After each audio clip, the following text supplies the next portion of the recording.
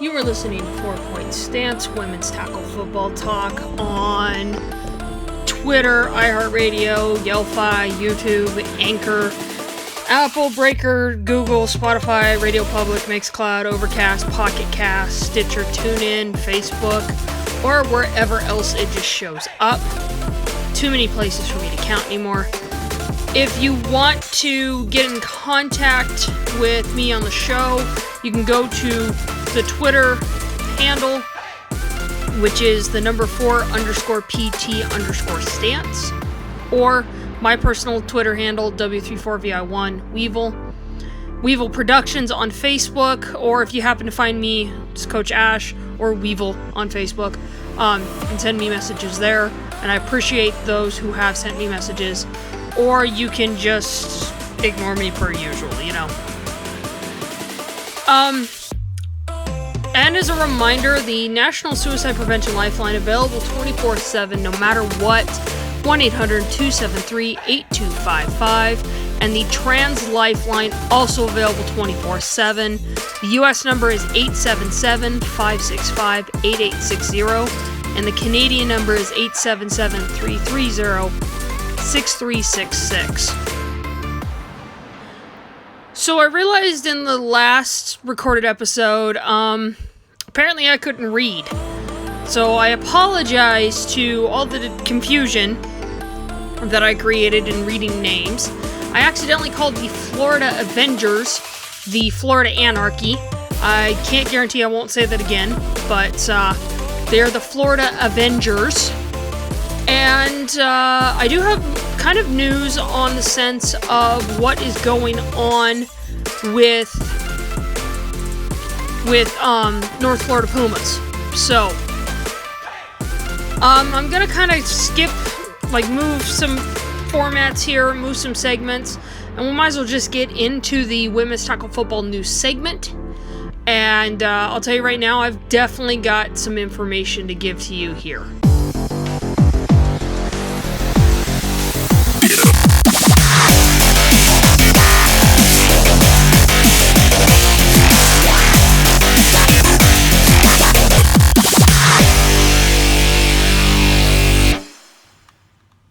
So as I said before, yes, I accidentally called the Florida Avengers the wrong name. They are the Florida Avengers. Well, the biggest concern was trying to figure out what was going on with the Pumas. And I appreciate the North Florida Pumas for reaching out to me and telling me what's going on. So the North Florida Pumas are still alive. The Women's Tackle Football League was created more to be like a overseeing force that would eventually, maybe help start eliminating some of the problems. I had a very extensive talk with Coach McGruff, and I appreciate him contacting me, and I got definitely a rundown of what was going on. For those of you that may not realize, yes, the abbreviation WTFL was intentional. It got us all talking about it, and I will say, well played. Well played. But from there, there's a little more complicated elements behind this. So, initially a league was not meant to be created, but given the circumstances surrounding the USWFL, the WFA, and the WNFC, just having another location for teams to actually function just seemed practical. So that's why we have the handful of teams that are where they are right now. In some fashion, they are in a disagreement with the previous leagues that they were in. So, to eliminate the confusion, everybody was wondering what was going on with the Florida Puma situation. To kind of put it without going into full details, because I know that that's some sensitive information, let's just say that there was kind of a hostile situation going on, and I know I'm not probably saying the exact best words, but that's really the best way I can describe it, just considering how many fires we've had, and just in this off-season alone. But, the front office of the Avengers were at one point the part of the front office for the Pumas, and in a roundabout way, they were also at one point part of the Jacksonville Dixie Blues, but we're not going to get into that.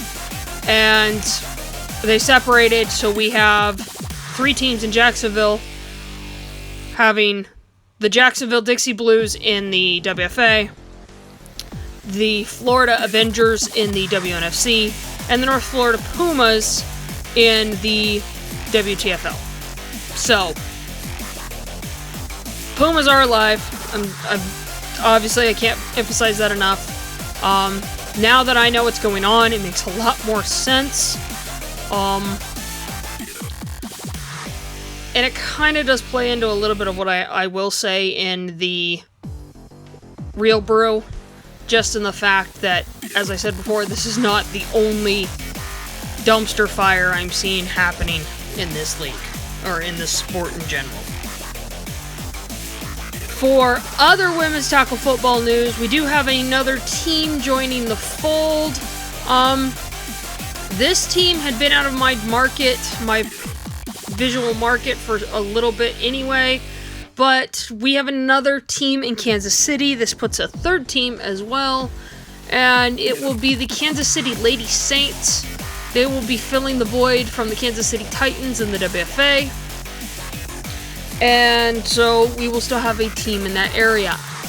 Granted, we still have the Ottawa Mudcats somewhere floating around. I saw them actually appear on social media not long ago. So that puts a 4th team nearby. We'll see how that area can handle it. Just because egos run deep in this league. God, do they run deep in this sport. These leagues and everything. And we'll see how that goes. I know this had been out for a little while. I just kind of, I guess, forgot about it and everything. On November 10th, Veterans Day, after the Kansas City Chiefs Tennessee Titans game, there will be a 4-team game. 4 teams competing in games after that NFL game between, I'm not entirely sure if it's Music City versus Derby City or if it's Music City versus Knoxville. Yeah, whatever. I'm not entirely sure. But Music City Misfits, Derby City Dynamite, Knoxville Lightning, and Columbus Vanguards are all involved. And for those of you watching this on YouTube, you're seeing the graphics for the poster that is on Derby City Dynamite's website. I believe that is derbycitydynamite.com. Let me go back and double check. And also information on how much it costs, $35 for shipping, which I will say is, as they state on here, is a steal. It really is. That's a damn good price for tickets. But looking at, and so if you are interested, if you're in that area or if you're thinking about traveling there, yeah, derbycitydynamite.com. That is on their front page, all that information. Then you can go from there and see some women's tackle football after the men play their game. I know Tri-Cities is trying to do something. They're a little salty about this game being taken, but, you know, maybe if you'd open your doors a little bit more and not, you know, let some people in, that might not have been the problem. But there is still definitely a little bit going on there. And then yesterday it was announced, kind of late for me, per se, because I do have a weird schedule right now. The Women's Football Alliance is extending Team United. Obviously, this has kind of come out of their owners' meeting from the weekend. But Team United will be going to Miami instead of being in Canada, as they were earlier this year. We'll be going to Miami to take on a combined all-star group of Mifa from Canada and Lexfa from Mexico. This will be in this annual South Beach Bowl in Florida on February 29th, 2020. Now, granted, that is a horrible time. I'm not going to lie. That is a horrible time to hold something like this because most teams aren't even formed at that point. Yes, they will be in preseason practice, but after you have the group doing the AFE stuff and the Hall of Fame game and whatever else shows up, who knows if they'll have enough money to do this, plus their team fee, since a lot of teams make you pay a lot. I'll kind of go more in detail on that in the Real Brew, because obviously that is a sore subject with me in general. But, yeah, that is named in the news. Definitely tons of news of young women that are doing very well in their high schools. Very well. I wish I could just find every single one of them and mark them, but it's not easy. But if you go to your respected women's tackle football page, whether you are a coach of one, a player, or a fan, go to your favorite women's tackle football page. Odds are they have it on their social media. If they don't, you get the beauty of harassing them, but also check their leagues. That's the one thing the WFA and the WNFC are very good about, is posting this kind of stuff. And checking through and making sure that, if you happen to know of a young girl who is playing on her high school football team or whatever, don't hesitate to reach out. As somebody who personally works in news, if somebody in my area said, oh, hey, we've got so-and-so, I actually would push it to my sports department and try to see if they would get off their butts and do something. It is an important thing. You have to realize that just because the news doesn't know about it doesn't mean that it isn't news. So, be consistent. And that works for anything. Women's tackle football has to realize that in the news world, we have a lot to look at. Trust me, we have a lot to look at. So don't be afraid to kind of push forward from there and try to get them to talk. Again, that'll be something else that I will kind of go in a little more detail about in the Real Brew. That's right now what I've got in the way of women's tackle football news. I know it's not much, which obviously compared to last episode, but let's just say that we're kind of in that area where you're never sure. I expect probably next week or the next week we'll probably have a little more of the silly season switcheroo. A few more teams show up, a few more teams vanish.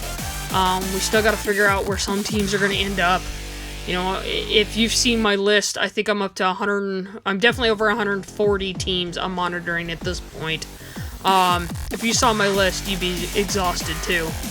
There are a handful of teams that technically last year were announced in one league, but then I never saw again, and then they've made noise off and on. It would be nice to know what's going on, but as we start approaching kind of the end of the off season for 2019, some teams are closing down still of their 2019 season. Some are, totally on their 2020 focus. We will then start seeing the shift towards 2020. So just keep an eye out for that. That all being said, let's move on to the rules segment. That this one's kind of going to be a little bit of a fun one, so you might enjoy this.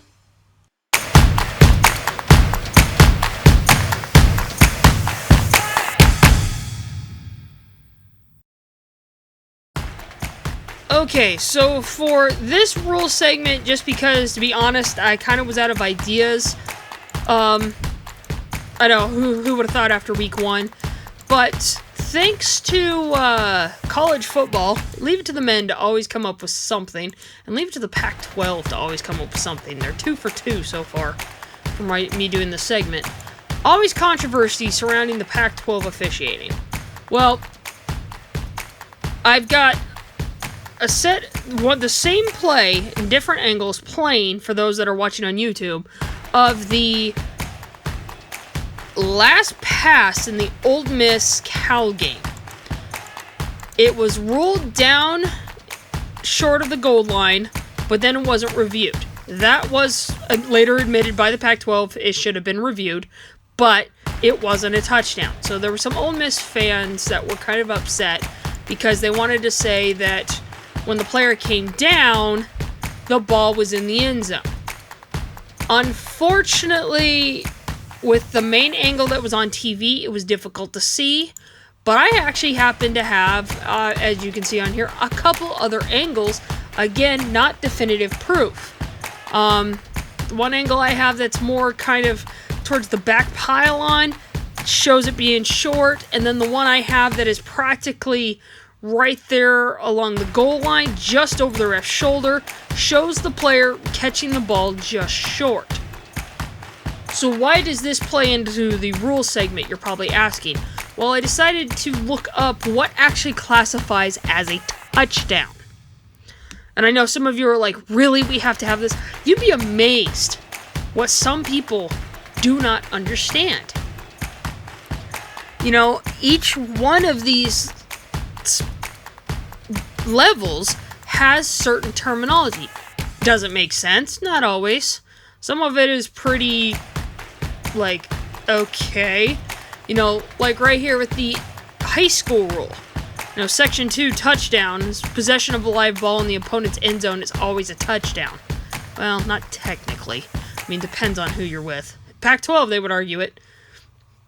But it says, like, A, it is a touchdown when the runner advances from the field of play so that the ball penetrates the vertical plane of the opponent's goal line. That means that white line that sits there right at the edge of the numbered field. Technically, the ball has to cross that line. It is a touchdown when a loose ball is caught or recovered by a player while the ball is on or behind the opponent's goal line. So if a player throws it, fumbles it technically, or it rolls into the end zone, it can be picked up and for a touchdown by the same team that initiated the play. If it's touched by the opponent, then it becomes a touchback. That's a whole different talk. This is, it is a touchdown when a backwards pass or fumble is declared dead in the end zone of the opponent of the player who threw the backwards pass or fumble while no player is in possession, other than an inadvertent whistle. Inadvertent whistle has to do with, you know, think about the New Orleans Saints fumble from 2 weeks ago, where the ref blew the whistle and it should have not been blown dead. That's what they're talking about. They're letting the play go out. So that's the high school rule. Kind of vague, but still kind of gets the point across. NCAA rules for touchdown. Touchdown shall be scored when the ball carrier advancing the field of play has possession of a live football when it penetrates the plane of the opponent's goal line. The plane extends beyond the pylons only for a player who touches the ground in the end zone or a pylon. And it has a bunch of explanations there. A player catches a forward pass in the opponent's end zone. You know, a fumble or backwards pass is recovered, caught, intercepted, or awarded in the opponent's end zone. A free kick or scrimmage kick is legally caught or recovered in the opponent's end zone, and a referee awards a touchdown under provisions, and there's a special penalty behind that. That one's kind of an unusual circumstance. I have yet to see Rule 923, but anyway. Still the same concept, though a little more vague, but either way, it has to cross the goal line. Now the NFL. Here's the fun one. Touchdown plays. A touchdown is scored when the ball is on, above, or behind the plane and the opponent's goal line extended and is in possession of a runner who has advanced from the field of play into the end zone. A ball is in possession of an airborne runner is on, above, or behind the plane of the goal line and in some part of the ball passed over or inside the pylon. A ball in player possession touches the pylon provided that after contact by an opponent, no part of the player's body except his hands or feet struck the ground before the ball touches the pylon. Any player who is legally inbounds catches or recovers a loose ball that is on, above, or behind the opponent's goal line, and then the referee awards touchdown to a team that's been denied a palpable unfair act. This, the NFL goes a little more in detail where it specifies the plane, that white line, you can be on it, above it, or in the end zone, and that's how you score. Now, they go a little more specific in the fact that touching the pylon counts, and if you notice that college and high school does not refer to that, even though they do recognize it, they go a little more in detail. But either way, the ball has to cross that white line. Now, how does this play into the Ole Miss Cal game? That ball, no matter, from the main TV angle, could be argued that it crossed the plane. There's no definitive proof that said it did. Now, when you go to a slightly different angle, which even slows it down, again, not definitive proof that he caught it, but when he lands, when number 8 lands, he is out of the end zone. It is really difficult to say that he was in. And even when you look at the catch from over the ref's arm, that one actually I would say is the more definitive proof. But again, unless there is a camera like Pylon Cam looking straight down that line of scrimmage to know exactly where he is, the call would have to stand as the refs called it. Now, where the controversy comes in was the line judge called it short, but another ref called it a touchdown. With that whole argument of it being unsure, it should have been reviewed by the booth irregardless. Pac-12 admits they screwed up, which is a shocker. That's a surprise because they didn't admit last week's screw up. But more or less, that's pretty much what it takes to score a touchdown. So with this circumstance, I would have agreed with the sideline ref saying it was short. But I do agree that it should have been reviewed because maybe Skycam had a different angle. Out of all those cameras, it would have been a different angle. Now, for women's tackle football, unfortunately, we have the problem of whatever ref calls it, that's that. So we don't get the luxury of replay. We don't get the luxury of a lot of benefits of the doubt here. We have to assume that our refs are the highest caliber. Otherwise, it ends up being a heartache. And I'll tell you right now, as somebody who has had to deal with this countless times, even now has a copy of all the potential rule books we could see on them at all times now at every game, it's frustrating. So do learn your rules. That's why I do this segment, is because I want people to understand. And if you need help finding access to all these rule books, the NFL rulebook's free, the NCAA rulebook's free. The high school rulebook is a little hard to get a hold of, but it's kind of cheap otherwise. So we will see what is going on from there.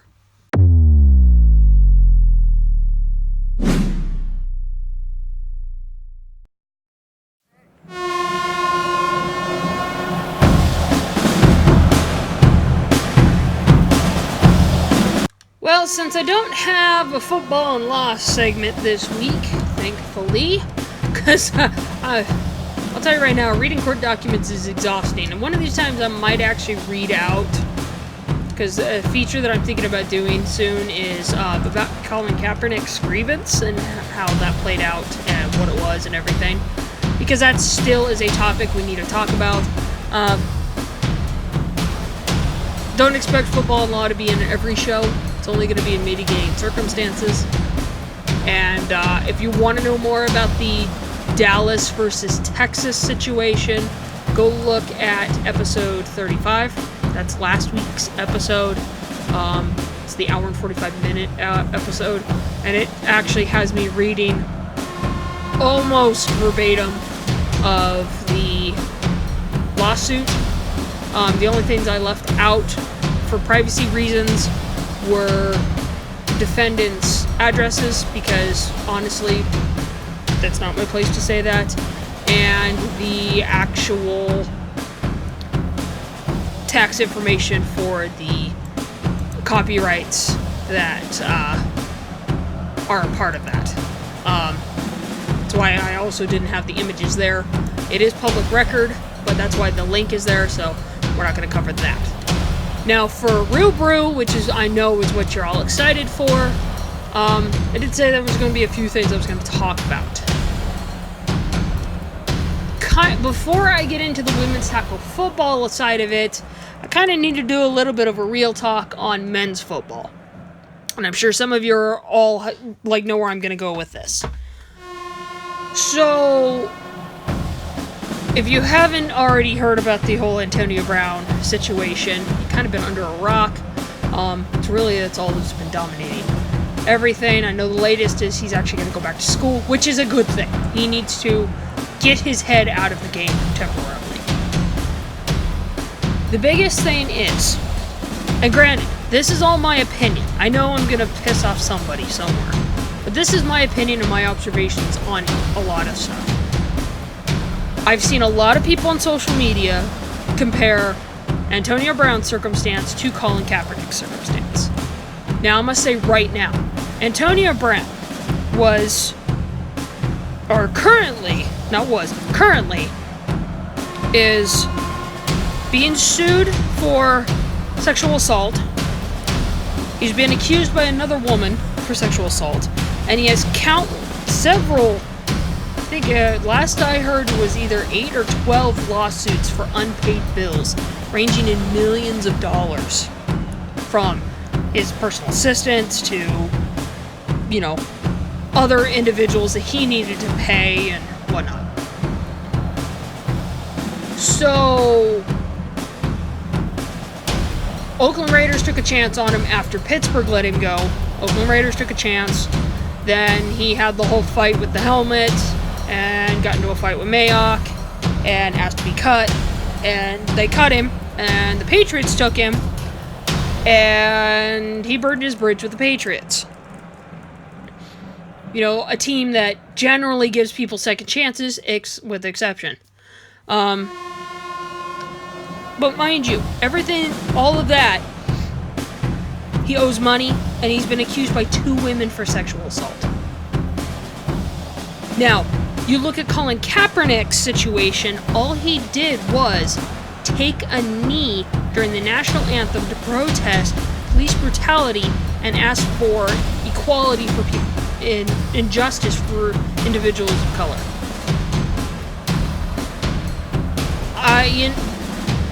This is just me. I don't know who's balanced scales with what, but somebody taking a knee during a national anthem and protest peacefully, to me, is a lot less severe than potentially sexually assaulting a woman. We will see wife beaters be given second chances. We'll see a dog fighter who was banned permanently given a second chance and brought back. But somebody peacefully protests because they confronted the sports, altered the sports theater and put politics into sports, even though it's been there the whole damn time. It made white people uncomfortable, and Trump made it into a problem. Really, he did. He ran his whole campaign in 2016 on it. And yet we have to compare the two and say, that's how it is. No, it's not. It's not. This is one of the reasons why I've been waiting and thinking I might next week read out Colin Kaepernick's case. And, might also re-release, I've written about this extensively in college, in grad school, that I followed his entire timeline. I have journal articles that back up, other times that politics and sports have been involved, and the same argument comes up. We get mad when we hear the term "shut up and dribble." Well, essentially they're doing the same with Kaepernick. Then we want to play the farce of, he's not good enough. Yeah, well, I hate to tell you, he actually still fit pretty much in the upper percentile for quarterbacks in the time he was in. So, a lot of that's just bullshit. A lot of it is just people who want to say, he's a distraction. And Antonio Brown's circumstance isn't. You're just upset because Antonio Brown hurt your fantasy league. And that's what it comes down to. Is everybody's upset because their fantasy leagues are suffering. Well, there's more to football than just sitting there staring at numbers all day. Granted, I like sitting there and watching stats and looking at that paperwork, but I also have played it myself and understand there's a lot more effort that has to be put into football than expecting somebody to do what you want them to do. If you want to have full control over a football player in their life, go play Madden. Otherwise, these people are alive. They have their own opinions. They have their own crap going on in their lives. And fans do not own them. If you estimate that roughly, I'm trying to think, the last numbers I heard that about 90% of the NFL is black. It puts quite an interesting spin on things, that how we have a different perspective on things. And I just think that before you go through and want to start playing that whole thing about calling Kaepernick and ignoring police brutality, and start using the farce of black on black crime and all the other, gaslighting subjects you want to bring up, sit down and actually think about what he's talking about. And sit down and compare that to Antonio Brown's situation, or, Tom Brady's Deflategate, or Ray Rice beating his wife, his girlfriend at the time, but his wife. Adrian Peterson, and when he used to switch on his kid. The Giants kicker, when he beat his wife at Pro Bowl, it was allowed to play. Think about all those times. Think about when Warren Moon got to keep playing after he beat his wife and his son called the cops. Let's think about those times. And Warren Moon has been accused of sexual assault too. So is Warren Sapp and a few others. So, if the Shield really cared about its integrity, it wouldn't put up with any of this shit, but it doesn't. It wants to find the quick scapegoats, and they think Kaepernick is it. But they have no problem working with Antonio Brown on this. And I last heard that he's suing them. He's put in a grievance. He wants his $10 million. But, it'd be interesting to see how that reads, because right now, in my opinion, I don't see how Antonio Brown's going to get any of that. The fact that he's not on the commissioner's exemption list is weird, and I'm surprised the PCP hasn't been applied to him, because, believe it or not, you can apply the PCP and it being enforced the moment a player ends up on a team. Just ask Josh Gordon. Just ask, some of the other players that have had to deal with some problems. They can be undrafted, have a PCP ban put on them, which, for those of you that may not realize what I'm saying, personnel conduct policy, the controversial policy that Goodell put in 2014, that included sexual assault and child abuse. They actually can impose that on a player even if they're not signed, and then the player must fulfill that after they've been signed with the team. So, that can happen. And I've seen it happen many times. Richie Incognito had to deal with that. What do you think he had to sit out the first game of the season with the Raiders? Because he was hit with the PCP.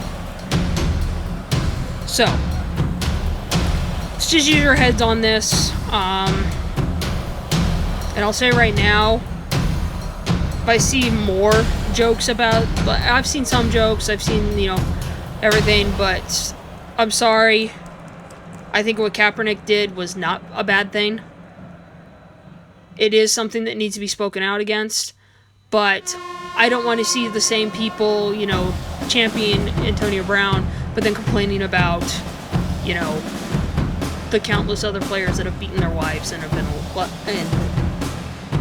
and they demand that they be suspended. So, don't use...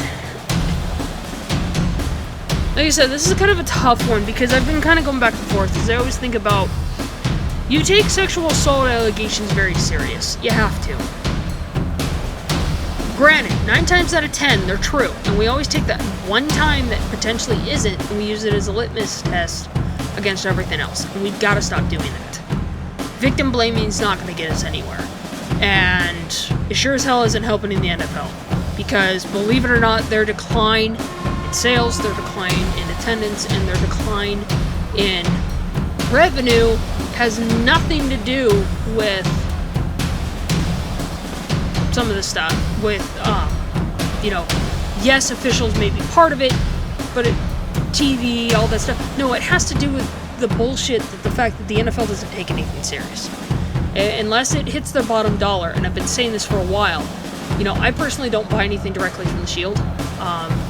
If I'm going to do anything, I must support the players directly. So, you go to your favorite player's website. If they have merchandise, you buy it from there. They get money directly, but the team doesn't. That's how you kind of get the Shield. Going out and buying Madden, the Shield gets money. And then the NFLPA has to split the money amongst, 53 players times 32 teams. That's a lot of players. That's not easy to do. And then practice squad and anybody the legendary players that are added in there. Anybody who's part of the NFLPA gets their cut. Well, that's why the games are almost $80 a shot.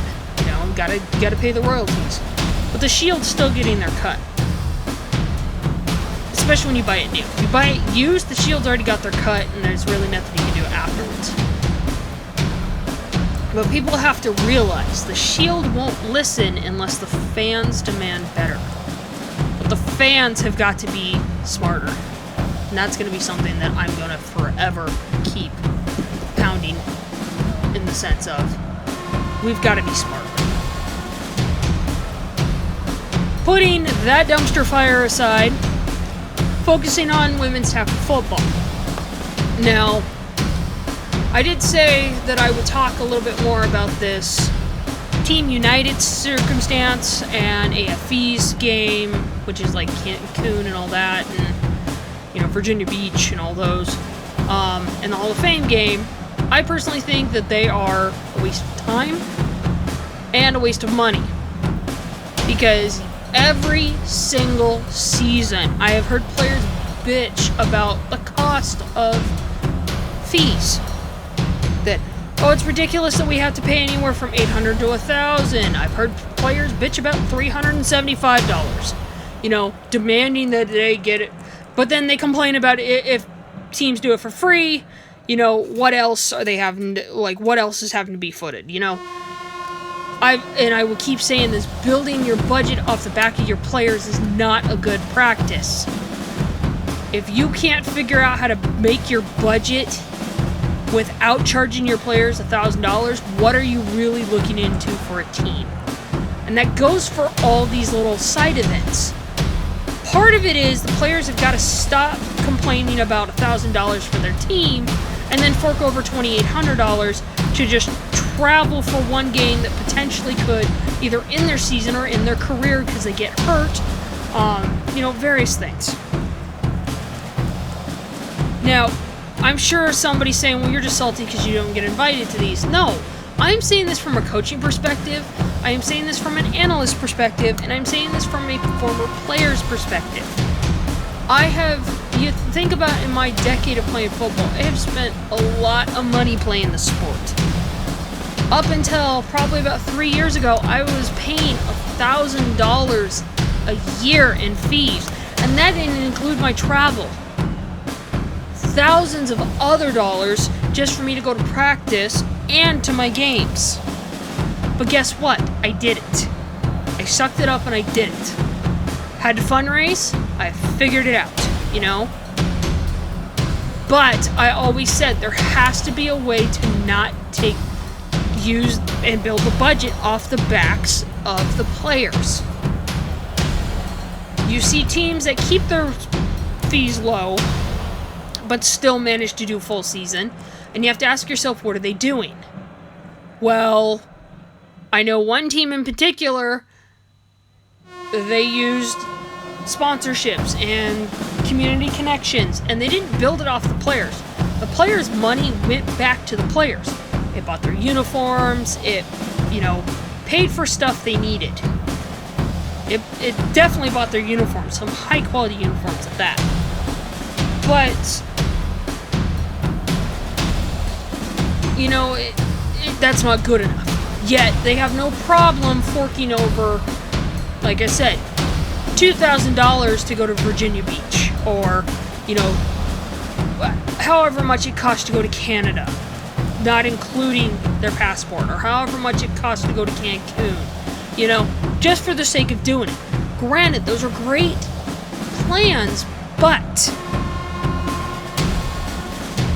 either make sure you have budgeted ahead of time, or stop bitching about certain, focus on what you have.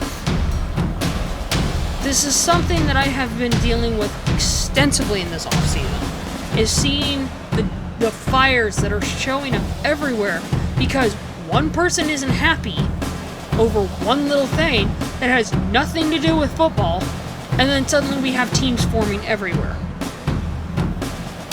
And some of it is self-sabotage. I won't go into names just out of courtesy, but I will say that many circumstances that I know of currently are all self-sabotage, whether they started from game 1, game 2, or as soon as the season was over. Self-sabotage is one of the worst things in this sport. And the fact that we cannot work together, you may not agree with somebody, but if you waited until the end of the season and said, hey, it's not working, is there any way we could potentially, work kind of together and we do something over here? Odds are you probably get better than lying to somebody and creating a false narrative and then potentially getting yourself blocked from being involved in anything in the future. But again, nobody wants to use their damn head in this sport. And those of us that do use our heads, you're exhausting us. God, you're exhausting us.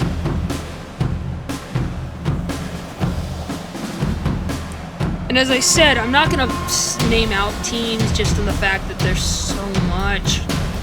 God, there's so many little fires I've seen so far. But it is one of those circumstances that, after talking with several people, we do need to figure out something, because this isn't working. What we got right now, instead of fixing what we have, we just want to always create the next shiny thing and not fix what we've got. We have lawsuits flying around. We have teams floating around just for the sake of spite. We have teams that tried to form themselves after stealing from another team. I will say that in my decade of this sport,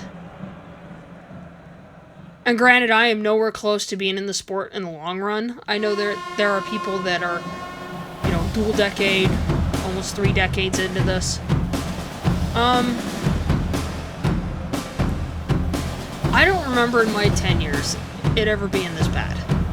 And I know I'm saying this every year, like, oh my god. It's like just when we find a new low, somebody digs a hole deeper, and we've got to stop. Because we're getting closer to the for, and eventually this is going to blow up. You wonder why we can't be taken serious? We can't even take ourselves serious.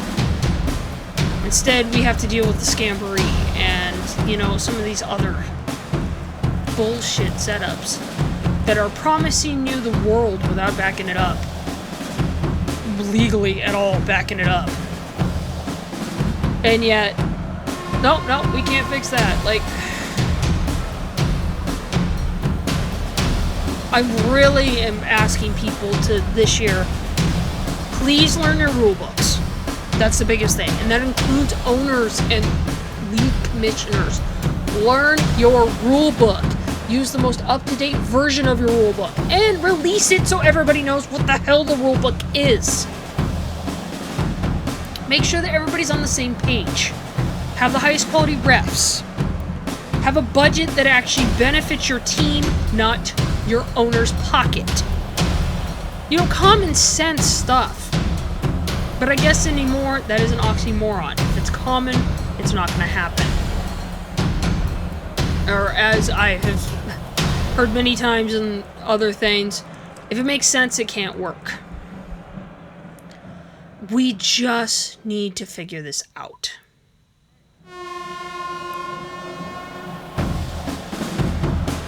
As I said before, yes, I screwed up and called the Florida Avengers the Florida Anarchy. I got my Hooked on Phonics back up, so people that understand that reference, you'll probably have laughed at it, but yes, I can read now. I apologize. But that circumstance is unusual on its own. God, what I have learned in the last week on that circumstance. North Florida Pumas are alive, as I said before in the news portion. They are alive. Just a lot going on. But, yeah. Not sure what I've got planned for the future. Kind of have a hard time kind of spilling it out here because vultures are always circling. But be prepared to have some new things come in. Definitely got one big thing planned that still taking some work. God, I've been working on it since just before the hiatus. But I definitely got a lot coming out. But yeah, as we're preparing for tryouts and various other things, you know, we'll get there. We will get there eventually. It's just exhausting in the meantime. And hopefully this silly season kind of smooths it out a little bit. So, with all of that being said, you have been listening to 4 Point Stance, women's tackle football talk on about 16 different locations. You know, Twitter, iHeartRadio, Yelphi, YouTube, Anchor, Apple, Breaker, Google, Spotify, Radio Public, Mixcloud, Overcast, Pocket Cast, Stitcher, TuneIn, and on Facebook. And it may be on many other locations that I can't keep track of anymore, but at least I know of those. If you want to send me a message, you can go to Twitter, the number 4_PT_stance, or my personal Twitter handle, W34VI1. You can go to Facebook and send me, you know, Ash Edmiston, a direct message if you're friends with me. If not, you can just send me a message, I'll see it. Or you can go to my production website, Weevil Productions. It's at Facebook, Weevil Productions, W34VI1 Productions. Or you can just not do anything at all. That's fine too. And if you happen to have any news, any suggestions, you know, for the news for the rules segment, send them my way. I always like to see stuff, you know. That's the beauty of men's football happening right now, is it's a perfect time to learn what not to do. So I've got tons of that to work with, but always open to suggestions, always open to reading press releases. If you know of other legal stuff or you need me to, you know, break down certain legal things, let me know. because obviously I have a segment for that. And yeah, we can go from there, because really this show is meant to be for the players, by a former player, for the coaches, by a coach. This is meant to be for women's tackle football. And it's from the perspective of somebody who's been in the trenches, who sees a lot going on, and just overall kind of has a generic understanding of this,